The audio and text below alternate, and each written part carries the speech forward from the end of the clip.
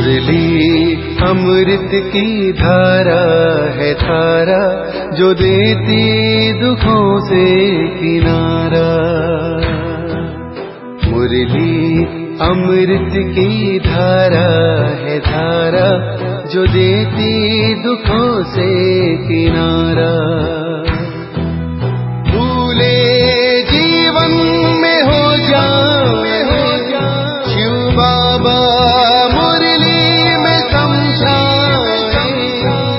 भूले जीवन में हो जाए शिव बाबा मुरली में समझाए। ओम शांति। आज की तारीख है 15/9/2022 की साकार मुरली। बाबा के महावाक्य। मीठे बच्चे, इस दुख के घाट पर बैठ शांति धाम और सुख धाम को याद करो।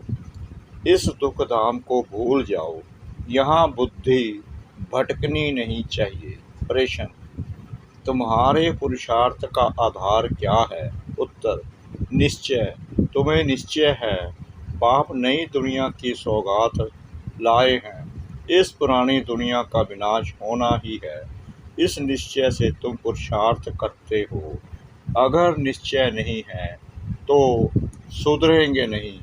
आगे चल अखबारों द्वारा तुम्हारा मैसेज सबको मिलेगा, आवाज़ निकलेगा, तुम्हारा निश्चय भी पक्का होता जाएगा।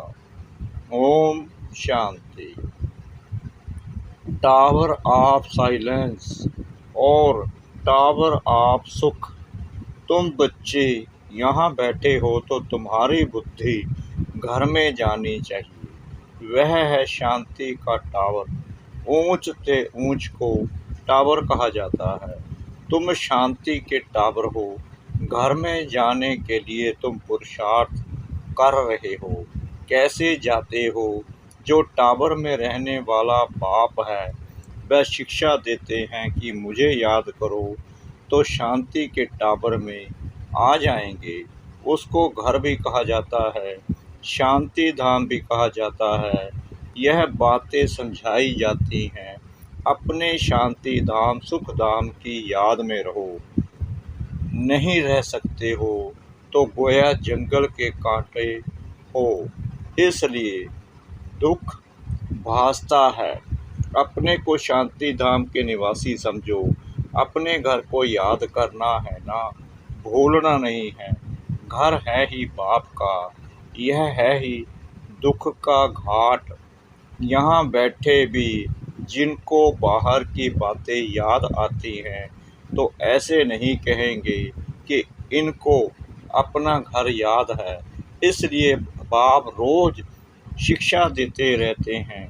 घड़ी घड़ी शांति धाम सुख धाम को याद करो। गीता में भी बाप के महावाक्य है कि मुझे याद करो। भगवान क्या बनाएंगे? स्वर्ग का मालिक बनाएंगे और क्या। जब स्वर्ग का मालिक बनने बैठे हो तो घर के लिए स्वर्ग के लिए जो बाप श्रीमत देते हैं उस पर पूरा पूरा चलना है। दुनिया में कितने ढेर के ढेर गुरु हैं। बाप ने समझाया है कि कोई भी धर्म स्थापक को गुरु नहीं कहा जाता है। वह तो सिर्फ धर्म स्थापन के लिए आते हैं, वापस ले जाने थोड़ी ही आते हैं। गुरु अर्थात जो वापस निर्वाण धाम वानप्रस्थ में ले जाए, परंतु एक भी गुरु वापस ले जाने वाला है नहीं। एक भी निर्वाण धाम में जाते नहीं। वाणी से परे अर्थात घर। वानप्रस्थ का अर्थ वह गुरु लोग जानते न फॉलोअर्स ही जानते। तो बच्चों को कितना समझाया जाता है। यह चित्र है सत्युग के और वह चित्र हैं त्रेता के। उन्हों को भगवान नहीं कहा जाता है। लक्ष्मी नारायण को भी भगवान भगवती नहीं कहा जाता। आदि सनातन है देवी देवता धर्म। सिवाय देवी देवताओं के कोई भी स्थायी पवित्र होते नहीं। 21 जन्म पवित्र सिर्फ एक ही धर्म रहता है।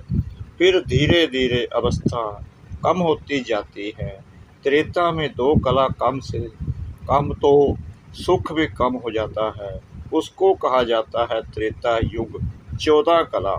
अभी तुमको बाप का परिचय है और सृष्टि चक्र का ज्ञान है, उसको ही तुम याद करते हो, परंतु कईयों की बुद्धि कहाँ न कहाँ भटकती रहती है, याद नहीं करते हैं। अच्छा, और कुछ भी ना समझ सको तो आस्तिक बनकर बाप को तो बुद्धि में याद रखो। बाप और रचना के आदि मध्य अंत को तो जानते हो ना। उस झाड़ का आदि मध्य अंत नहीं कहा जाता है, इस झाड़ का आदि मध्य अंत है, क्योंकि मध्य में रावण राज्य शुरू हो जाता है, कांटा बनना शुरू होता है, बगीचा जंगल बनना शुरू होता है। इस समय सारे झाड़ की जड़ जड़ीभूत अवस्था हो गई है, सारा झाड़ सूख कर तमो प्रधान हो गया है, सारा सूखा हुआ झाड़ है। फिर कलम लगाना पड़े, इसका कलम लगता है, कलम ना लगे तो प्रलय हो जाए। प्रलय अर्थात सारी जलमयी नहीं होती है, भारत रह जाता है, परंतु जलमयी नाम तो है ना। मीठे मीठे बच्चे जानते हैं कि चारों ओर ही जलमयी हो जाती है, भारत ही सिर्फ रहता है। जैसे बाढ़ आती है फिर उतरती भी है ना, कहते भी हैं बीके सारा दिन मौत ही मौत कहते रहते, बस मौत आने वाला है तो समझते हैं कि यह तो अशुभ बोलते हैं। बोलो नहीं, हम कोई विनाश थोड़ी कहते हैं, हम तो कहते हैं पवित्रता सुख शांति का धर्म स्थापन हो रहा है। विनाश ना हो तो शांति कैसे हो। गुप्त देश में शांति धाम सुख धाम की स्थापना हो रही है, यह तो हम शुभ बोलते हैं, तुम भी कहते हो ना। हे पतित पावन आओ, हमको पावन बनाकर ले चलो, तुम खुद कहते हो ना कि हमको ले चलो। हम भी शुभ बोलते हैं, तुम भी शुभ बोलते हो, तुम कहते हो हमको पावन बनाकर इस दुख धाम की दुनिया से ले चलो शांति धाम में। यह तो शुभ बोलते हो ना, कहते हो आओ, माना पतितों का विनाश करो, पावन की स्थापना करो। मांगते हो ना कि आकर विश्व में शांति स्थापन करो। शांति तो सतयुग में ही होती है, सो तो गुप्त वेश में विश्व में शांति स्थापन हो रही है। जब तक अर्थ नहीं समझाओ तब तक समझ ना सके, सिवाय बाप के मोह तो कोई दे ना सके। बाप को कालों का काल कहा जाता है, सबको मौत देते हैं, कितने ढेर के ढेर हो मौत देते हैं। सतयुग में कितने थोड़े मनुष्य हैं, बाकी सबको मौत मिल जाता है।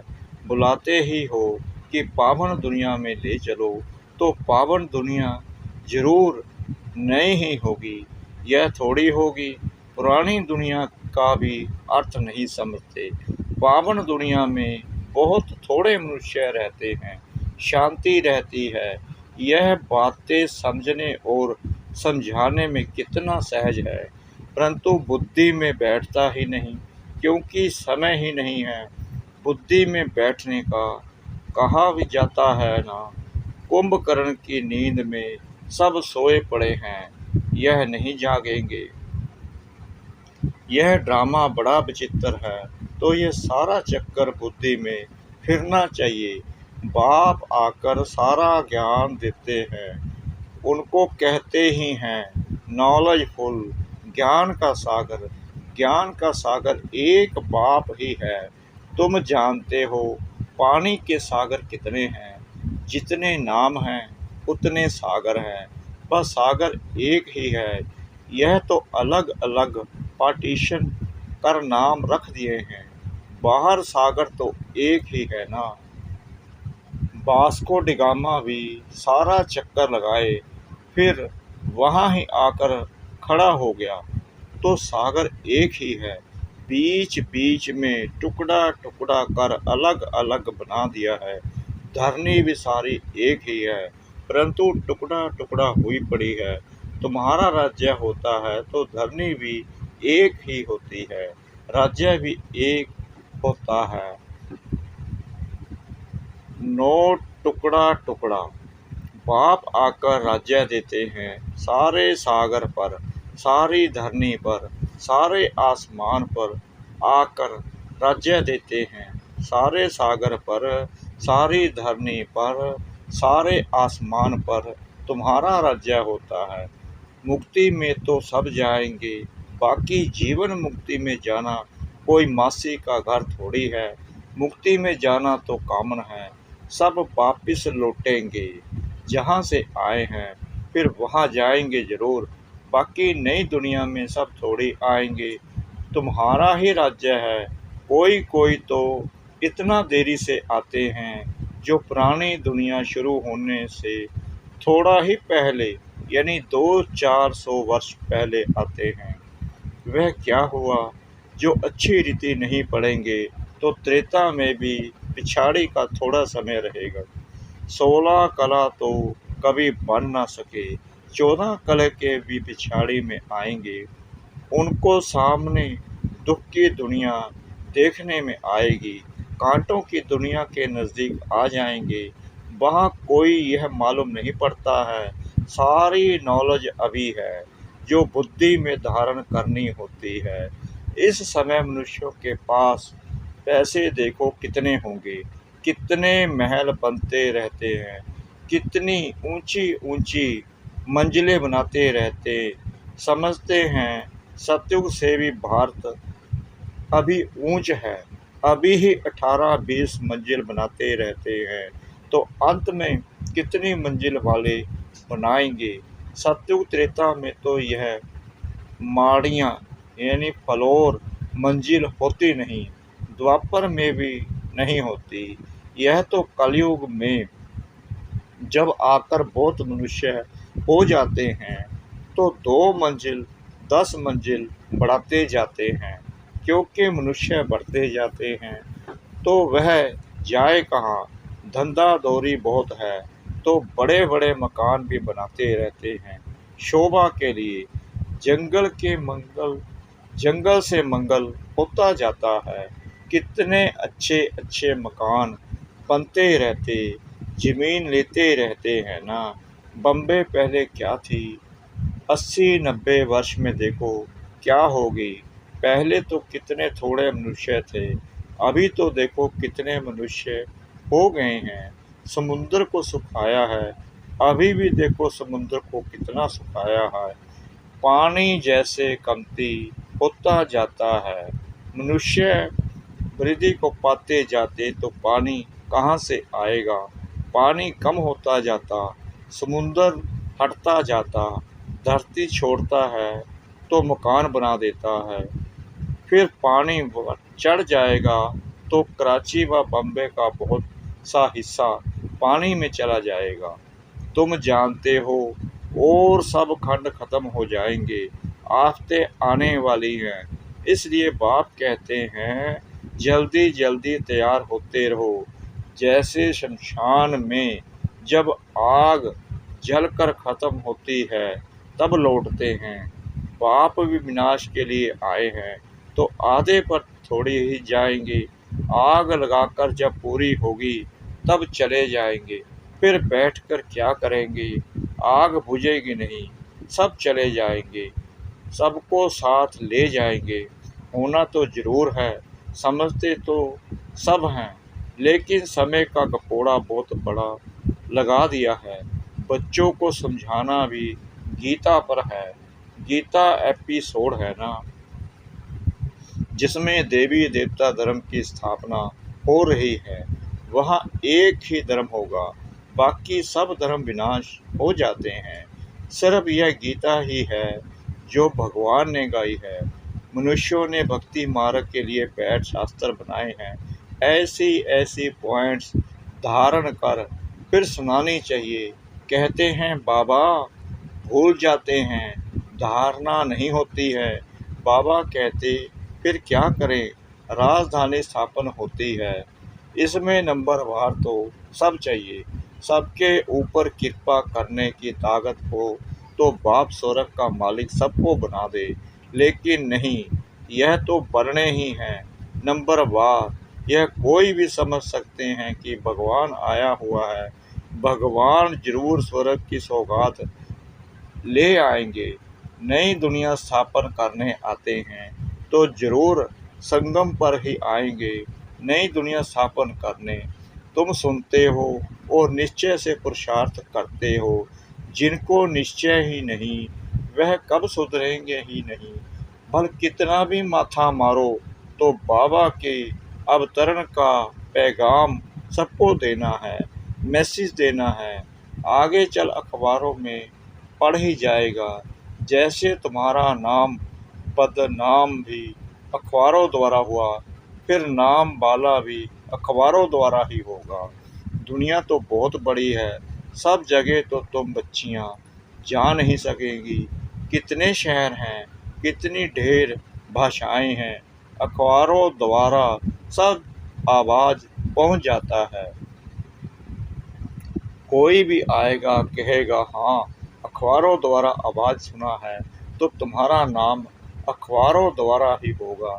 ऐसा नहीं समझो कि सब तरफ तुमको जाना पड़ेगा, फिर तो पता ही नहीं कितना समय लग जाए। अखबारों द्वारा ही एक्यूरेट सुनेंगे। तुम कहते भी हो कि बाप को याद करो तो पाप कट जाएंगे। अखबारों में तो पढ़ना ही है। अब तुम्हारा नाम बाला होगा तो फिर बढ़ता जाएगा। जैसे कल पहले पता पड़ा होगा वैसे ही समय पर पड़ेगा। सबको मैसेज मिलेगा। युक्तियाँ चल रही हैं, बहुत अखबार वाले डालेंगे, किसको बुद्धि में बैठा और डाल देंगे। सब धर्म वालों को मालूम पड़ जाएगा। तब तो कहेंगे ओ प्रभु तेरी लीला। पिछाड़ी में बाप की याद सबको आएगी, परंतु कुछ भी कर नहीं सकेंगे। यह खेल है ना, खेल को जान जाएंगे। 84 का चक्कर खेल सब अखबारों में पड़ जाएगा। जहाँ भी जाओ अखबार जरूर निकलते हैं। अखबार द्वारा सबको आवाज़ तो पहुँचता है ना। तुम्हारी बातें तो सबसे ऊंच है ना। विनाश का समय भी तो जरूर आना ही है, ड्रामा प्लान अनुसार। जैसे कल पहले मालूम पड़ा होगा अभी भी पड़ेगा। धीरे धीरे स्थापना होती है ना। संगम युग याद पड़े तो स्वर्ग भी याद पड़े। स्वर्ग को याद करो और मन मना भव। बाप को भी याद करो तो बेड़ा पार हो। जब तक विनाश ना हो शांति कहाँ से आए। विनाश का नाम ही कड़ा है। मनुष्य सुनकर बहुत डरते हैं। यह तो राइट बात है ना। पतित दुनिया में अनेक दुख हैं, पावन दुनिया में अनेक सुख हैं। बाप देखो सौगात कैसी लाते हैं। अच्छा मीठे मीठे सिखलाते बच्चों प्रति माता पिता बाप दादा का याद प्यार और गुड मॉर्निंग। रूहानी बाप की रूहानी बच्चों को नमस्ते। हम रूहानी बच्चों की रूहानी बाप दादा को श्रद्धा भरी प्रेम भरी नमस्ते। शुक्रिया बाबा, शुक्रिया बाबा, शुक्रिया बाबा इस मीठी मीठी मीठी मुरली के लिए। धारणा के लिए मुख्य सार। नंबर 1, पढ़ाई को अच्छी तरह पढ़कर ऊंच पद पाना है। आफ्ते आने के पहले नई दुनिया के लिए तैयार होना है। नंबर 2, अपने को सुधारने के लिए निश्चय बुद्धि बनना है। वाणी से परे वानप्रस्थ में जाना है। इसलिए इस दुख धाम को भूल शांति धाम और सुख धाम को याद करना है। वरदान, किसी भी परिस्थिति में फुल स्टॉप लगाकर दुआओं का अधिकार प्राप्त करने वाले महान आत्मा भव। महान आत्मा वो है जिसमें स्वयं को बदलने की शक्ति है और जो किसी भी परिस्थिति में फुल स्टॉप लगाने में स्वयं को पहले ऑफर करते हैं। मुझे करना है, मुझे बदलना है। ऐसी ऑफर करने वालों को 3 प्रकार की दुआएं मिलती हैं। 1. स्वयं को स्वयं की दुआएं अर्थात खुशी मिलती है। नंबर 2. बाप द्वारा और नंबर 3. ब्राह्मण परिवार द्वारा। इसलिए अलबेलापन नहीं लाओ कि यह तो होता ही है, चलता ही है। फुल स्टॉप लगाकर अलबेलेपन को परिवर्तन कर अलर्ट बन जाओ। स्लोगन: संकल्पों की एकाग्रता द्वारा ही श्रेष्ठ परिवर्तन में फास्ट गति आ सकती है। संकल्पों की एकाग्रता द्वारा ही श्रेष्ठ परिवर्तन में फास्ट गति आ सकती है। ओम शांति।